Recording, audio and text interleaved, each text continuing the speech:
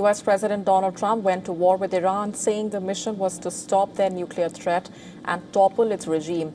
And now Trump claims the U.S. has won and says it's ready to talk about an endgame. But Tehran has mocked that claim and insists any end to hostilities will be on Iran's terms, not America's. Let's break down the president's declared victory versus the reality on the ground. Let's start off with a quick recap of what's unfolded. On the 21st of March, Trump issued an ultimatum on Truth Social, threatening to hit and obliterate Iran's energy infrastructure unless Tehran complied with the U.S. demands. And as that deadline was expiring, Trump suddenly announced a 5-day pause. He claimed there had been very good and productive conversations with Iranian representatives. But we'll see what happens. I think there's a very good chance we're going to end up in a deal. And so we're giving it 5 days, and then we're going to see where that takes us. And I would say at the end of this period, I think it could very well end up being a very good deal.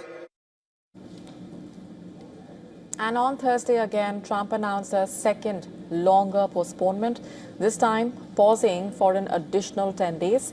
He also said Iran was begging to make a deal and warned the U.S. would keep blowing them away if Tehran refused to negotiate. But then here's the twist. Iran has repeatedly denied that it is negotiating with America. Tehran saying there have been no meaningful peace talks and rejects claims of direct negotiations. So this also brings us to crucial questions. Did Trump miscalculate? Is he losing this war? When Trump announced the military campaign, remember, he framed it as an opportunity for the Iranian people to rise up and take back their country. He urged Iranian soldiers to lay down their weapons and join popular protests.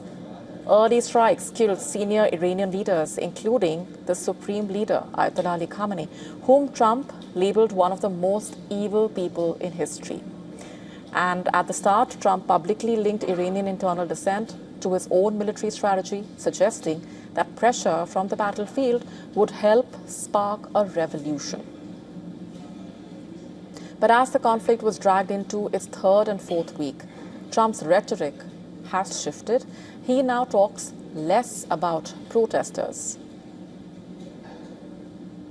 Earlier in the campaign, remember, he pointed to the U.S. operation in Venezuela as a model for regime change.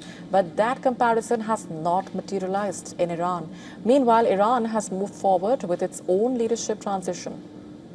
The son of the late Supreme Leader Ayatollah Ali Khamenei has been installed as the new Supreme Leader, signaling that Tehran is not retreating or collapsing.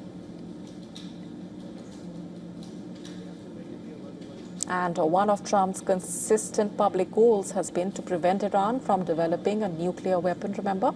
However, Tehran has always denied seeking nuclear weapons, insisting its nuclear program is intended for peaceful purposes. The Strait of Hormuz was not cited as a reason for starting the war, but reopening it became a key goal after Iran partially closed the passage in retaliation. The strait remains largely blocked, and Trump's efforts to reopen it have so far failed. He has also tried to recruit other national leaders to join a military coalition to address the threat. At times, he has called these nations cowards and even threatened to reconsider the U.S. relationship with NATO.